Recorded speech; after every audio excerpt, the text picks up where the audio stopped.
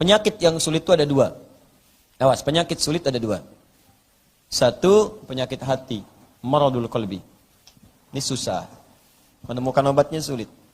Obatnya cuma satu, cuma ada di Quran. Yang lain nggak ada. Demi Allah, iri hati, dengki, dendam, nggak ada obatnya. Datang ke apotek yang paling dahsyat, Kimia Farma. Masuk rumah sakit. Cipto, RSPAD, sampai dengan kemudian ke Hermina. Tanya sana, masuk. Dok, saya pusing. Apa gejala yang dirasakan? Kalau teman saya beli kulkas baru, saya pusing. Nggak akan bisa dituliskan. Dokternya tersenyum kemudian menuliskan. Pergilah ke apotek sana, tuliskan Quran surah sekian, surah 17 ayat ke-82. Perangkat. Cari apotek alisan mana? Ini. Pak, apoteknya cuma buka malam Jumat, Pak. Kamis di Masjid Alisan. Siapa Bu apotekernya? Ustaz Adi Hidayat. Misal, kan? Misal. Ustaz lain banyak juga, carikan. Dirujuk lagi ke Al-Quran, nggak akan ditemukan. Iri hati, nggak ada. Ya, resepnya nggak ada, kecuali di Quran semuanya. Adanya di situ, makanya Quran disebut dengan syifa. Wa nunazzilu minal Qur'ani ma huwa syifaa'un wa rahmatun lil mu'minin. Quran surah ke-17 ayat 82, paling kiri di pertengahan. Jadi kalau Anda rajin baca Al-Quran, Anda akan dibebaskan dari penyakit hati. Bebas tuh. Awas, hati-hati, penyakit hati itu tidak mengenal siapa pemiliknya. Jangan dikira koruptor misalnya, hanya koruptor saja yang punya penyakit hati. Hanya pencuri misalnya, tidak. Ustadz itu juga bisa kena. Kiai bisa kena. Penuntut ilmu bisa kena. Kalau sudah kena penyakit hati, bahaya. Ustadz kena penyakit hati, sudah. Jamaah harus saya saja, nggak boleh ke ustadz lain. Bahaya. Karena Anda tidak menguasai semuanya.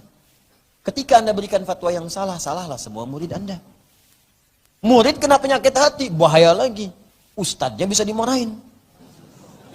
Ini aneh nih. Kalau sudah murid menyoal ustadznya, sudah nggak akan pernah dapat keberkahannya. Itu yang paling bahaya. Apalagi jika kemudian menyebarkan fitnah, menyebarkan ini dan itu, wah itu yang paling dahsyat. Itu dosanya banyak. Jangan cari masalah dengan ustadz lah, keuntungan nggak ada, dosa banyak. Pencuri pun nggak mau nyuri ustadz, nggak mau. Ambil tuh sendalnya ustadz, nggak mau, dosanya gede.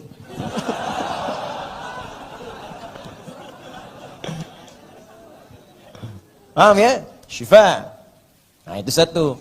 Jadi kalau rajin-rajin baca Quran, penghafal Quran, insya Allah itu penyakit hatinya akan dihilangkan oleh Allah. Hilang. Kalau menghafal Quran masih ada penyakit hati, berarti menghafal Qurannya salah.